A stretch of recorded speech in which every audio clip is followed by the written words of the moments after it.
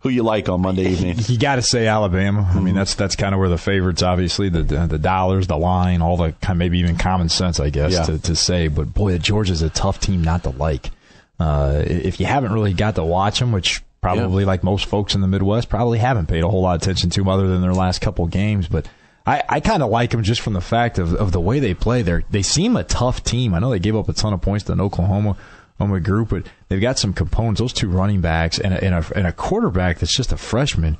Good grief, what's the potential for him going forward? I mean, that's a guy that looks like an NFL quarterback already, but then you start to think, okay, if he hangs in for another couple years at Georgia, physically going to mature, mentally not going to make maybe as many mistakes. He had almost a catastrophic one in that Rose Bowl where he just kind of threw the ball up for grabs, and luckily it just ended up being an intentional grounding call. Could have been a lot worse for Georgia. So one of those teams, again, special players defensively. I think they've got the components to be able to make this a really close game. But if you're asking me winner, I'll take Alabama. There's no doubt. That defense just looks so unbelievable against Clemson, who, ironically, I think Clemson looked a lot like Ohio State sometimes in big games in that. Mm-hmm. Ohio State's offense, not necessarily this year, but going backwards in time, if you're a Clemson fan, that had to be kind of a little bit of a frustrating year, I think. Their offense just wasn't that great all year. Now, they lost a lot of, Deshaun Watson being gone. Kelly Bryant's no Deshaun Watson. They didn't have a playmaker wide receiver. Mike Williams is gone. They didn't have as great of a running back as they did last year either. There's a bunch of different players that they plugged into play to get to the Final Four, something special.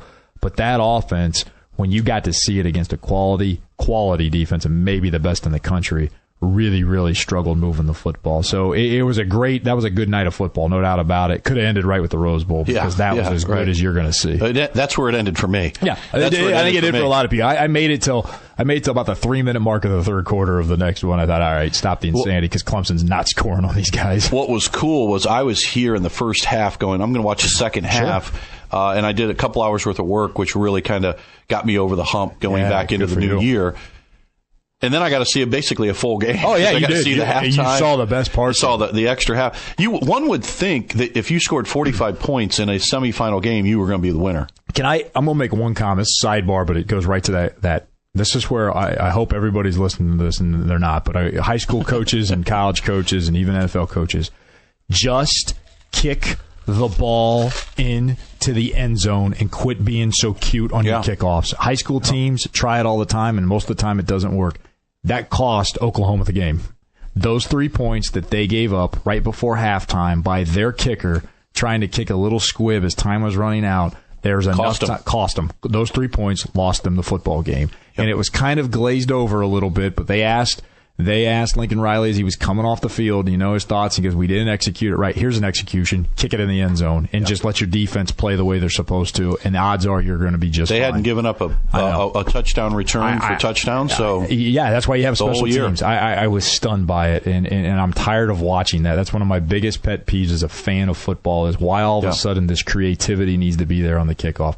Just please find a kicker that's going to kick it out of the back of the end zone, start at the 20-yard line, and move on down the road. Yeah. Hey, how much pressure was on those kickers, by the way? Holy cow. During the Rose Bowl and the overtime. How much do we see go wrong? Now that the NFL's backed up the extra points and with kicks on all that stuff, is how many you got to get the snap, the hold, the line's got to block, and how many of those? I cringed. I literally just found myself he's going to miss it. He's going to miss. He made it. Every one. Oh yeah. Extra point or field goal. Every one of them. Bama, a 4-point favorite. Last time they met was in 2015, October 3rd. Bama won 38-10.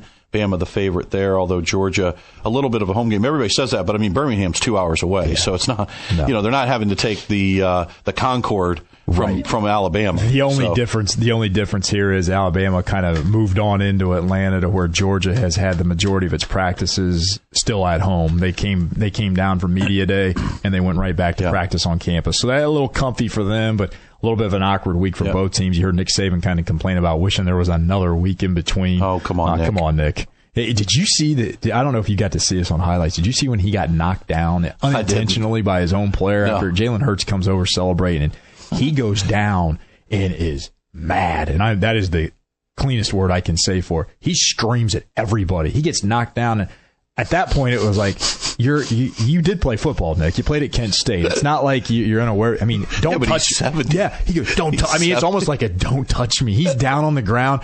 That sideline, Matt, was so happy, and all of a sudden it came to a dead screeching halt because Saban's on the ground for like 2 seconds.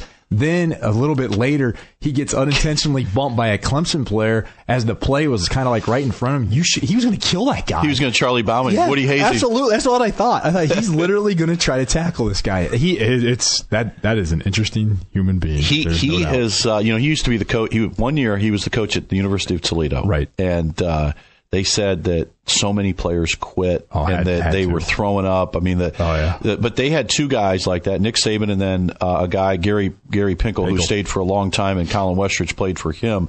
But Saban was there for 1 year. Then he went with Belichick to the Browns as a defensive coordinator. His 13 teams prior to Alabama, or the 12 teams, he's been at 13, he stayed an average of about a year and a half to 2 years. Right. And now he's been there since 2007. That's what's hard. Yeah, I mean that's even though we make fun of him every day on this show, every Correct. time at the end of the show, and that ain't quitting. He's been there. He has been there for 11 years now. Yeah, that's amazing. It'll be interesting.